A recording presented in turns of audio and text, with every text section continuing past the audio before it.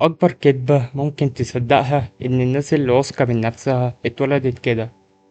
بس الحقيقة إن أي حد واثق من نفسه دلوقتي كان في وقت من الأوقات بيخاف يتكلم أساسا، بيخاف ياخد أي فعل أو أي حاجة ويضحك الناس عليه.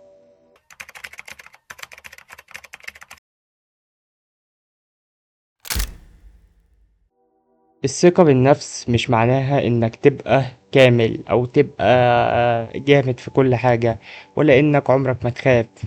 الثقة الحقيقية إنك تتحرك حتى وإنت خايف، تاخد الخطوة حتى وإنت مش متأكد من النتيجة.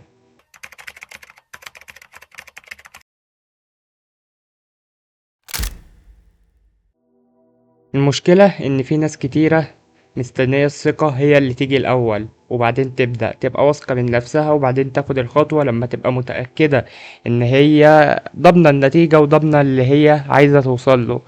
لكن الحقيقة إن الثقة ما بتجيش قبل الفعل، ولا عمرها هتيجي قبل الفعل. الثقة بتيجي بعده.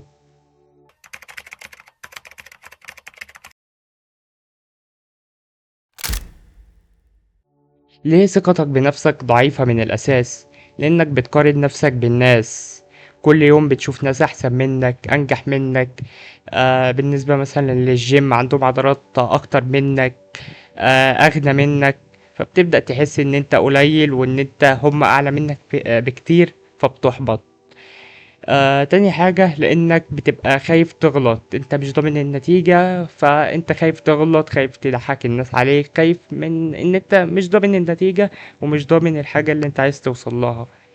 بتبقى عايز كل حاجة تبقى مثالية، فبتفضل ساكت وما بتجريش وما بتتحركش في اي حاجة انت عايز تاخدها او اي حاجة عايز توصل لها. تالت حاجة لانك بتركز على عيوبك طول الوقت. بتبقى شايف اي حاجة ناقصاك وعايز تكملها، انما ما بتبقاش شايف الحاجات اللي كويسة فيك والحاجات اللي انت قوي فيها.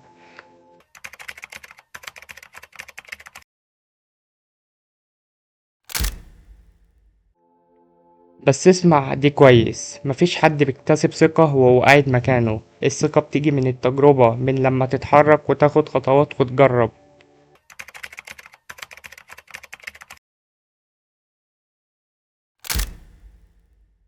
كل مرة تعمل حاجة كنت دايما خايف منها، ثقتك بنفسك هتزيد وهتحس بإحساس داخلي إن أنت اتحركت فعلا وإن أنت عملت حاجة. كل مرة تتكلم، تحاول، تبدأ، أنت بتثبت لنفسك إنك تقدر.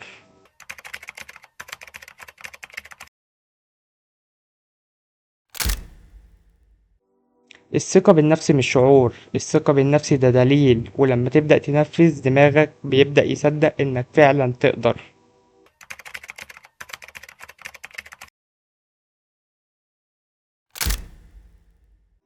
استنى الثقة وهتفضل مكانك، إما تبدأ والثقة هتيجي في الطريق.